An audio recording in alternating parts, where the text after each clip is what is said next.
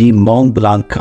Mount Blanc तारागुमा की एक छोटा सा विलेज है और बड़ा हिस्टोरिकल विलेज है। ये एक किले पे मबनी है और ये सारा गांव बहुत पुराना है। किसी दौर में यहाँ सबसे पहले ज्यूज़ की गवर्नमेंट होती थी। यहाँ पे ज्यूज़ ने अपनी हुक्मरानी की और उसके बाद इस्लाम का गलबा इस जगह पे बहुत अरसा रहा।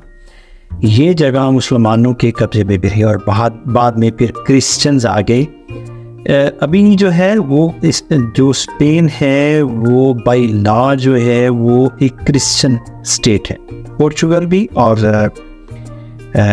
स्पेन भी।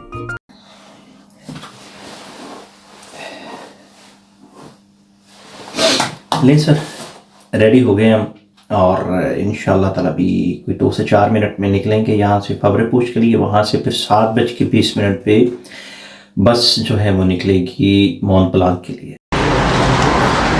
फबरेपूछ पहुँच गए जनाब। थे साड़ा जड़ा टूर गाइड मैंने मैसेज करके पागल करता है कि मैंने टैक्सी लैनी पई, लेकिन ये वेखे अजे तक बस कोई नहीं आई। 7:20 का टाइम है बस का।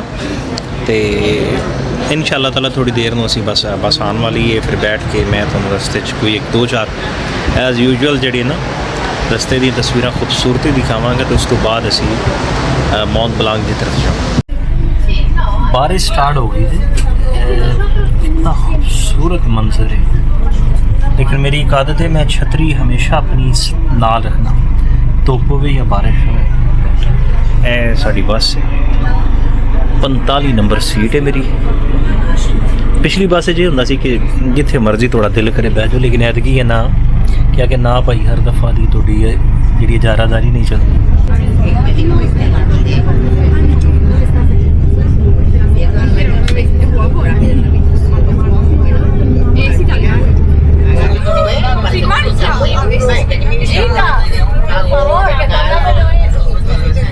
ये जो ट्रिप पे मेरे पिछले लास्ट दिन ट्रिप तो सब तो महंगा है, क्योंकि 18 यूरो देते असी टैक्सी दे, 30 यूरो इनू अलग तो देते आप बस टूर दे, 16 यूरो देते खाने। तकरीबन कोई 70 यूरो पाकिस्तानी कोई 22,000 रुपये।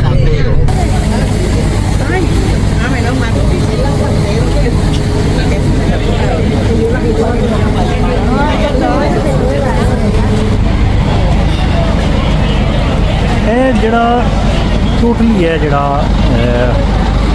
गाँव है पुएब्लो कहते हैं माउंट ब्लांक के टोटली तकरीबन कोई 1000 साल पुराने, जिहदे ना सिर्फ मुसलमान ज्यूज़ क्रिश्चन सारी गौरमेंट्स रही हैं। मुसलमान तो क्रिश्चन तो ज्यूज़ बाद इकट्ठे भी रहे हैं। मुसलमाना ने इतने बहुत सारे विलेजेस एग्रीकल्चर का आगाज़ जोड़ा है मुसलमाना के दौर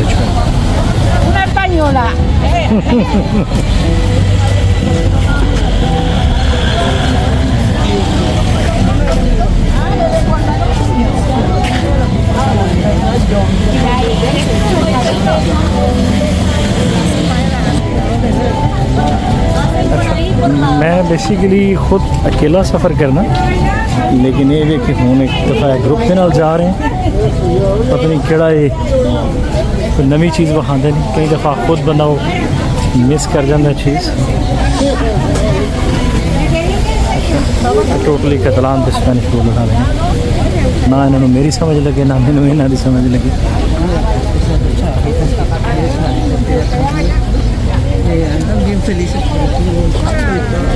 Se hizo la vía del tren no para las personas, sino para el vino, para la uva. Era más importante el vino porque de ahí comía el pueblo.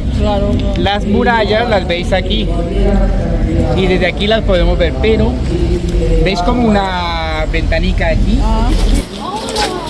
ऐसे सारे जड़े ने वो जिधर मुँह आया उधर जा रहे हैं, लेकिन ये देखिए सिर्फ तस्वीरें ही खिंचवा रहे। मेरा मैंने लगता है पहला तो आखिरी टूर है इस ग्रुप के नाम, क्योंकि जिस दिन पहले मैं आता सी वो फ्री स्टाइल सी, यानी तुम आज़ादी दे देना सी कि तुम एक जगह दे देनी कि घूम फिर के तुम इस जगह वापस आना। लेकिन ये नाल घुमा रहे हैं क्योंकि बस का नहीं आइडिया को कितने आगे खड़ी होनी। बाकी ये कि अच्छा एरिया खूबसूरत बहुत है जगह जगह ते जरा वो हिस्टोरिकल जड़ियाँ ने तस्वीर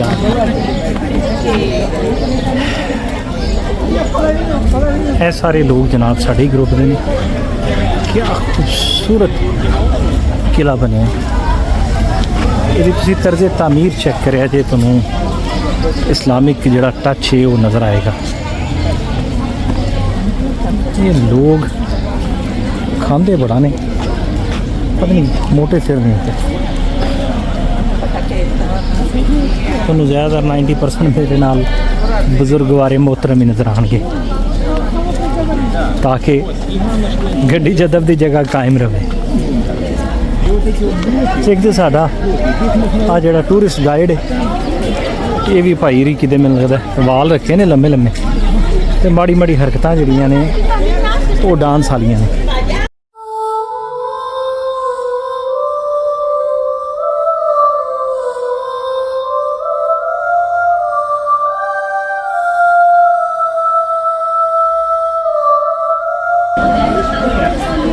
पूरा शहर किले दी फसील दे अंदर है। तुसी अगर इस फसील को पार करोगे तो दूसरी साइड ते पूरा एक शहर आबाद है। इन्हां लोगों की सब तो अच्छी एक चीज़ है कि इन्हां हिस्टरी नूं मस्ख नहीं किया अजे तक अपनी खूबसूरत ते प्यारी हिस्टरी नूं इन्हां कायमो दायम रखे। ये लोग अपने कौमी त्यौहार मनाने ते बहुत जोशो खरोश विखांदे ने। इत्थे हर दूसरे बंदे ने सांजोर दी ड्रेसिंग की हुई।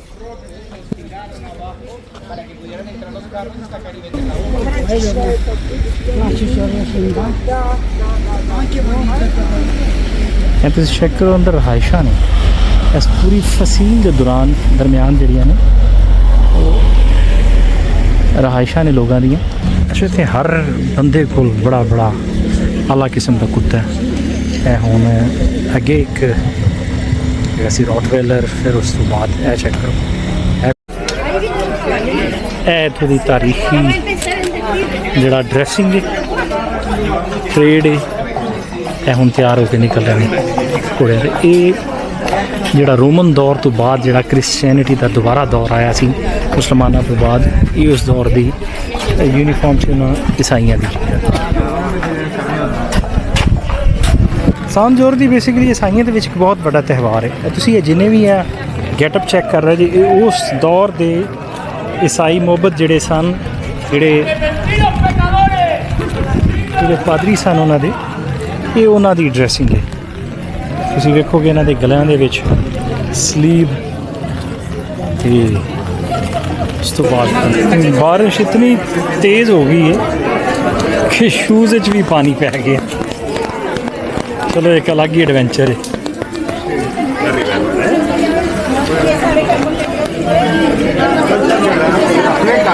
अच्छा हर दुकानदार ने अपनी जी ड्रेसिंग है वो उस हिसाब नाल कीती है कि जिहड़ा अज दे फेस्टिवल नूं बयान कर सके।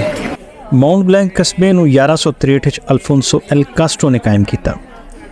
7 साल बाद ज़मीन का एक हिस्सा सेंट मेरी चर्च के वास्ते वक्फ किया गया।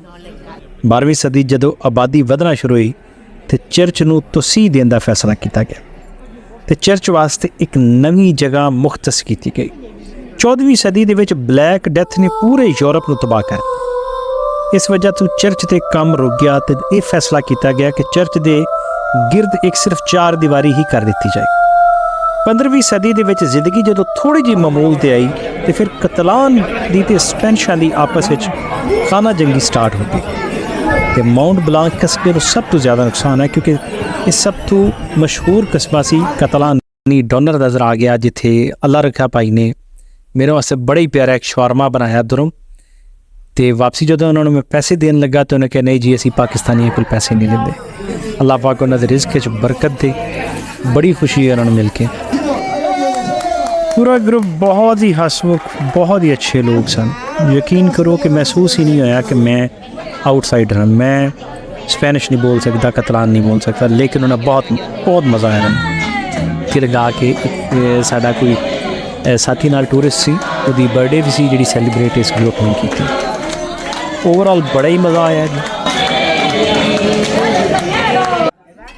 ਵਾਪਸ ਫਿਰ ਰੈਸਟੋਰੈਂਟ ਵਿੱਚ ਆ ਗਏ। ਇੱਥੇ ਖਾਣੇ ਦਾ ਸਾਰੇ ਪਹਿਲੇ ਸੁਬਹ ਆਰਡਰ ਦੇ ਗਏ ਸਨ। ਮੇਰੇ ਵਾਸਤੇ ਜਿਹੜੀ ਵਾਈਟ ਫਿਸ਼ ਸੀ ਤੇ ਬਾਕੀ ਸਾਰਿਆਂ ਵਾਸਤੇ ਐਜ਼ ਯੂਜੂਅਲ ਜਿਹੜਾ ਉਹ ਸ਼ੌਕ ਨਾਲ ਖਾਂਦੇ ਨੇ।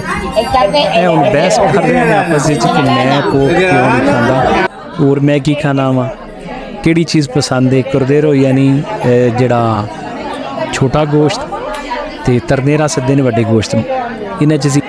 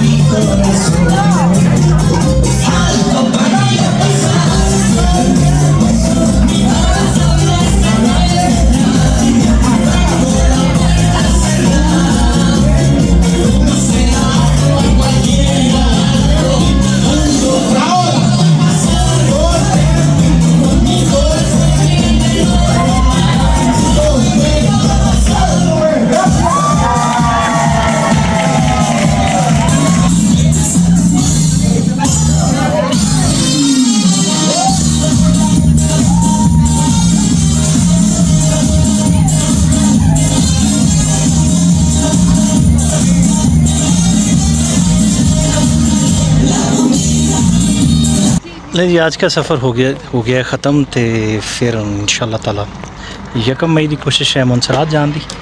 तो इंशाअल्लाह ताला जड़ा अगला सफ़र मुनसरात का। तो हुण वापसी बस दे विच। ते मुलाकात होगी नैक्सट व्लॉग।